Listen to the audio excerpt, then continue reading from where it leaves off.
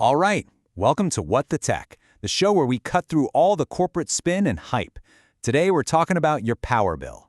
Yeah, why is it exploding? The easy answer you hear everywhere is inflation. But that's not the real story, not even close. We're going to dig into a story that starts with families literally in the dark, and it ends with the massive, kind of hidden demands of big tech. You ready? Let's get into it. Look, this isn't just some abstract problem. This is the real person. I feel so useless and helpless. Those are the words of Misty Palou from Pennsylvania. Why? Because her power got shut off over a $600 bill. Can you imagine? Her family was forced to eat sandwiches in the dark. They had to sleep wearing hoodies and gloves just to stay warm. And the scariest part? Her story? It's becoming frighteningly common all across America. And believe me, Misty's story is not some one-off thing. Not at all. Let's look at New York City. In just 1 year, residential power shutoffs, they surged 5 times. I mean, think about that. 5-fold. That's not just a little bump. That's an absolute crisis, a systemic failure, and it's happening right now.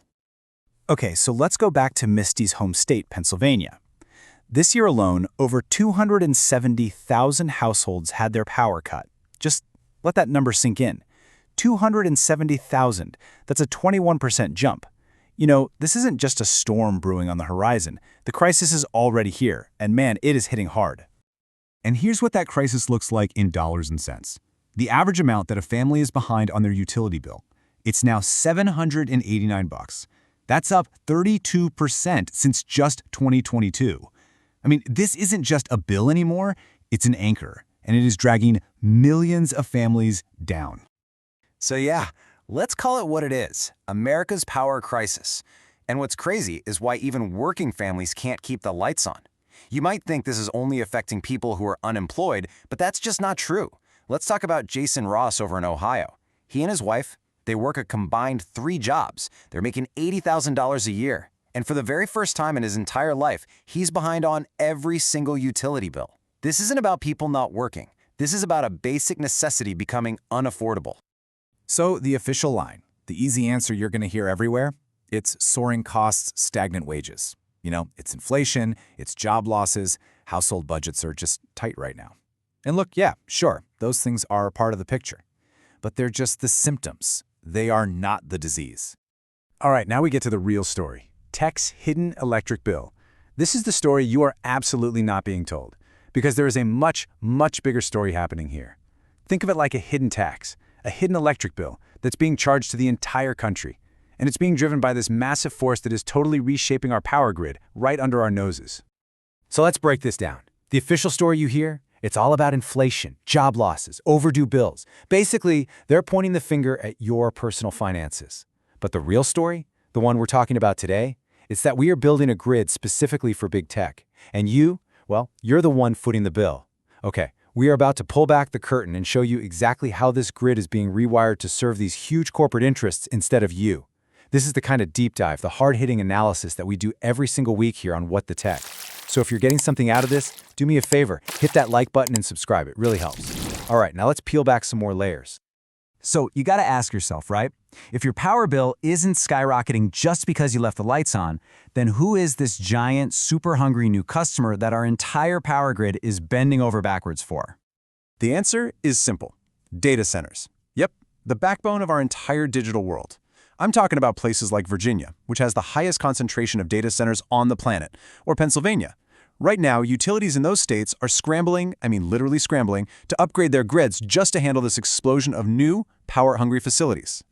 And this right here is how the system fails you. It's simple.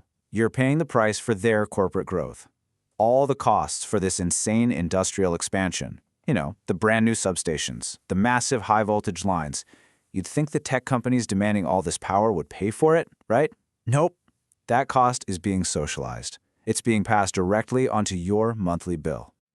And if you still think, oh, it's just inflation, take a look at this. This chart just blows that whole argument out of the water. Your utility bills are going up by about 11%. But overall inflation, that's only around 3.7%. You see that? Your electricity costs are rising almost 3 times faster than everything else. This isn't just normal price creep. This is a massive price shock to something we all need to live. Okay, so what happens when you can't pay these insane bills? The utility companies will tell you with a straight face that shutting off your power is a last resort. A last resort? Really? Let's look at the actual numbers from just one utility, Con Edison in New York. One year, they had 30,000 disconnections. The very next year, that number jumped to 111,000. Come on, that's not a last resort. That is a standard operating procedure. It's their business model. So it all comes down to this. Who is the grid actually being optimized for? Is it you or is it them? Your rates are going up to subsidize these giant corporations. When they talk about grid reliability, they're not talking about whether your family can afford power. No, they're measuring it in megawatts delivered to data centers. It's the classic story. The costs get socialized, pushed onto all of us, while the profits stay private. Okay, so after all that, it's easy to feel helpless, right? But here's the good news. This problem is solvable. This whole crisis is just a result of specific policy choices. And you know what? That means we can make different choices. We can rewrite the rules. There's actually a blueprint for how to do it. So what does that blueprint look like? Well, first, you cap the hikes. It's simple. Tie any residential rate increases to actual inflation and what people's incomes are doing. It's just common sense. Second, you shift the costs. If a big tech company demands a massive grid upgrade, they pay for it, not you. Third, demand the data. Force these utilities to publish their shutoff and debt numbers every single month so we all know exactly what's going on.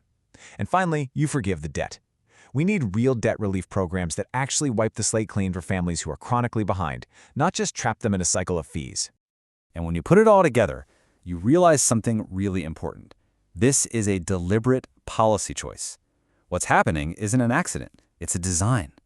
All the suffering, the debt, the families like Misty's eating in the dark, that is the logical, engineered result of the system we have right now.